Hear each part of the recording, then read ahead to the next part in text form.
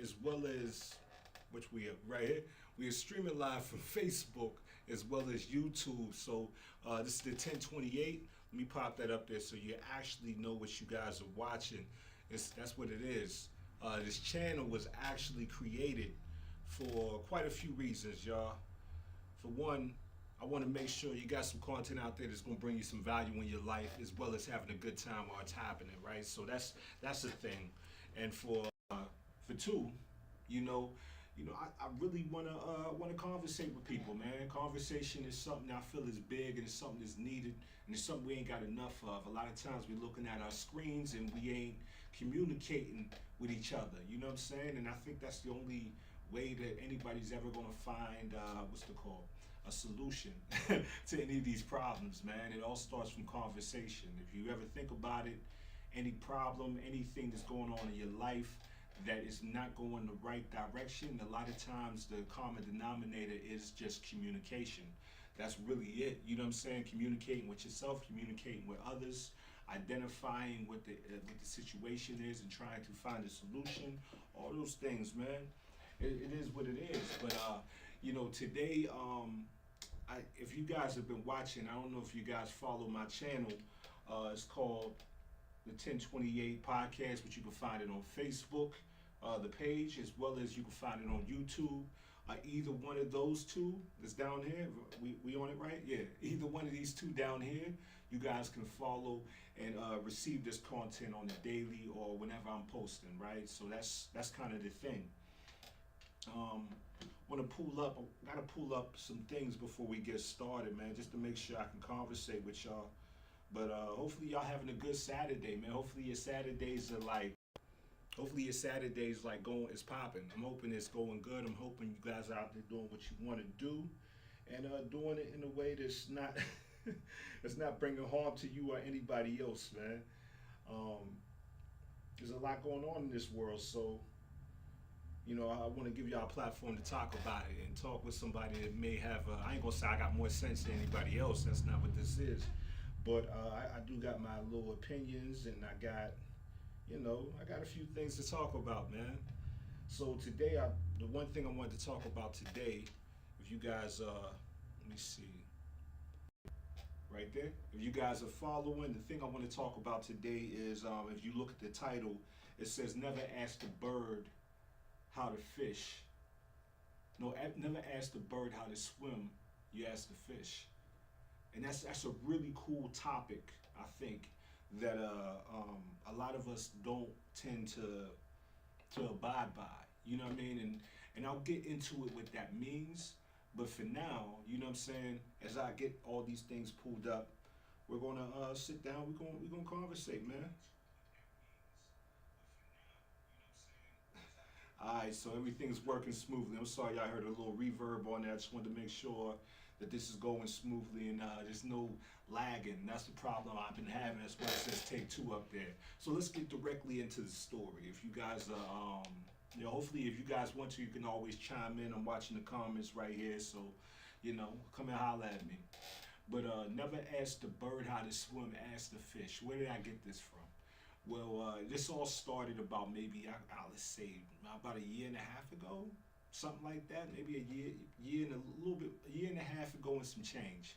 I'll say it like that. I was actually a security guard, and I wanted to make the transition to become a full-time entrepreneur, man. Like go out there and just live out my dreams. Go out there and do this thing that I know my spirit is trying to, like something in me is telling me I'm more than what I'm doing, so I wanted to go for it. And that's what I did. I went for it. So I left the security job, a security guard job, and I ended up becoming a full-time artist. And so basically, I just wanted to live off of what I loved. I feel like that's freedom. So that's what I did.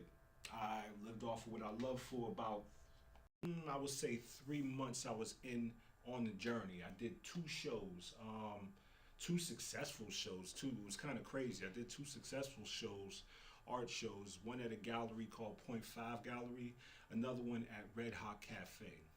So the story kind of started after I hit Red Hot Cafe and I did my second show there. It was wild, man. I had the whole town come out. It was doing, there was an art festival going all up and down the street in the town that I live in, Sharpsburg, PA. Shout out to Sharpsburg. And I end up meeting a guy, an investor. I was 3 months in my journey, very young, to this art community, this creative community type thing, and I ended up meeting a guy who was an investor, and we went outside the cafe and we started to sit down on the bench and talk about some of the ideas that he has and some of the things I can help him with. Now, me being this young in this journey, I was completely stoked. I think at that opportunity I kind of hit the jackpot. I feel like, because this guy told me I'm about to purchase a building, and this is what I want to do. I want to create this gallery space, or maybe something for artists to create, and to create a community. So I listened to the guy. We sat down and we talked, and luckily, when we were sitting outside the cafe, the building he was talking about purchasing was right across the street. So I'm looking at it, and it's a 3-story building. For those out there that know TT Studios, this is kind of this is what I call this. It's the origin story of it. You know what I mean? So he purchased the building, and he wanted me to be. He liked the way I was communicating with people and how I can explain myself, as well as talk to people that doing what I'm doing, like just talking to creators. So he was like, "Yo, I think you're the guy that helped me see this vision through." So I took him up on it, and I talked with him, and we had a few meetings afterwards, and we started to shape this vision. And the idea we came up with was to build a place where artists can come and create, and then they have also a place where they can present their work, not just create it. Because a lot of places out here are just studios. They don't offer a place for you to display your work, as well as sometimes they don't even offer you the opportunities. They just give you a space and say, "Here, take this and do with it as you may." Well, artists are good at creating. We're not good at, a lot of times, good at business. We know the art, we don't know the art business. So a lot of times they need somebody to kind of fill that void. And that's what we wanted to do, is create a space where that void was filled. Well, all they have to do is create, and we help them generate the opportunities. So, I went in with the guy. This investor, he's a great guy. Went in with him, and we started to, move on the idea. It was dope, but that's not why this title is called "Don't Ask the Bird How to Swim." That's coming right now. I'm actually gonna give it to you right now. And don't forget, guys, you are watching the 1028 podcast. And for those out there, this is your first time seeing me, first time hearing me, don't forget to like, subscribe, and follow the channel. I believe in the title it says 1028, and that should be lit up blue if you're on Facebook. And that's one of those things where you can just click on and follow the channel. You'll be able to see this all the time, every time that it's on. You did? So let's get back to the story. So before I went ahead and we started to shape this vision, I met with a few artists and talked with them and told them about the opportunity that I've acquired. I told him, I got a guy that's willing to buy a building, and this is what he wants me to do. And as I did that, I'm not saying they did this out of spite, but a lot of them gave me negative responses. "Oh, you can't do this. They've tried this before. This is what I would do if I was, I would do this and I would do that, and you shouldn't do this." And it was a lot of, and I don't think it was negative comments coming out of spite that they didn't want to see me win, but it was coming from their fears. A lot of them were telling me, "I've seen this tried before, and you can't do it. You don't have the experience. You're still new to the game." And I'm looking at them, and for one, I'm saying, "Look, y'all obviously don't know me, man. For one, but two, the reason I felt that and I felt confident saying that is because I start looking at some of these guys have been in the game for over a decade, and they may only had 2 shows, where at the moment I was in it for only 3 months, and I've already done 2 shows, and I was actually working on my 3rd. So I said, maybe the motor is not where my motor is. And then 2, they're telling me something I can't do when they don't have the experience in the thing that I'm trying to do. So how you gonna give me valid information, information that holds weight, if you don't have the experience to back up your response. So this was one of those things where I had to really, I had to really look at who was delivering the information, and understand that they weren't telling me not to do this because they didn't want to see me win, but they were projecting their fears on me. And thank goodness I'm a Jay-Z fan. Shout out to Mr. Sean Carter, because I listen to motivational videos all the time, but he had this motivational video where they took a lot of his like positive quotes and they put it into one video, and I watched it, and it said this. He was talking to his uncle, and he said his uncle was a rapper, and he told his uncle, I want to sell I want to sell 1,000,000 records. And his uncle looked at him and said, "You'll never do that. You can never do that. I've been in this game so long, like that's impossible. You're not going to be on that level." And Jay-Z looked at him like, the Jay-Z now looks back and says, "Well, I sold 1,000,000 records 1,000,000 times." You know what I mean? Because if he would have listened to his uncle, because what his uncle was doing was projecting his fears on him. But that's his uncle's fears. That's his responsibility. That's not mine. You know what I mean? You keep that. But in my mind, I feel like I can do it, so I'm going for it.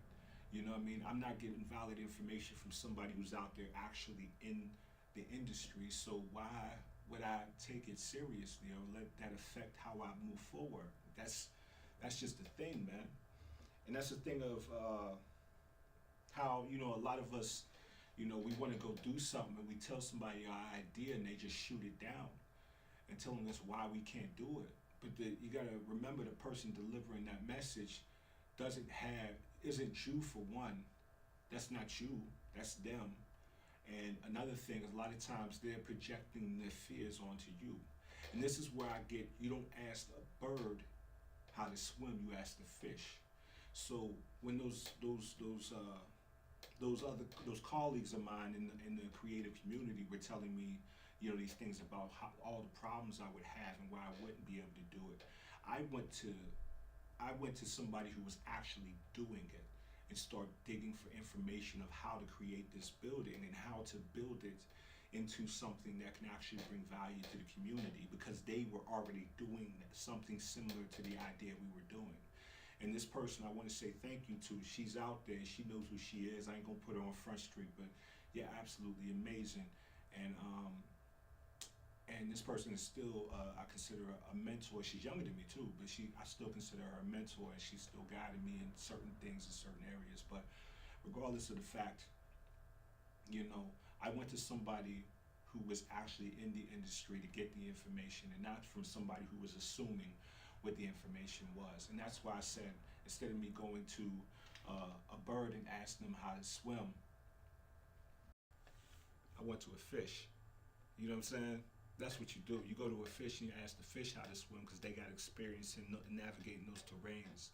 They're not thinking abstractly of how it could be done. Like, they're not just reaching for thoughts. They're reaching from experience and giving you concrete information to take with you. And that's what this is about. So for those out there that are striving to be something beautiful, striving to be something great, going out there trying to acquire that dream that you got in your mind, that you know that you can accomplish, but you're scared to make that initial step.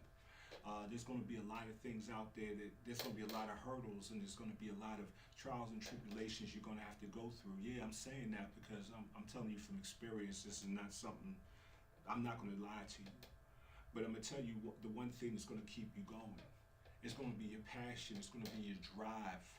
It's going to be how bad do you want it. That's the thing that's going to get you over all of those hills and those hurdles and going through them. Like, I'm at the point now where I don't care what problems come my way, because I'm not going to go around them. Like, I'm going to go through them, because what I want to do is stronger than the thing that's wanting to stop me. My passion to do something is going to be stronger than the object in front of me trying to stop my progression. And that's what it's about. And since we're here, and finally got these space age modulators working. Once again, like I said, guys, it's the 1028. Don't forget to like and subscribe.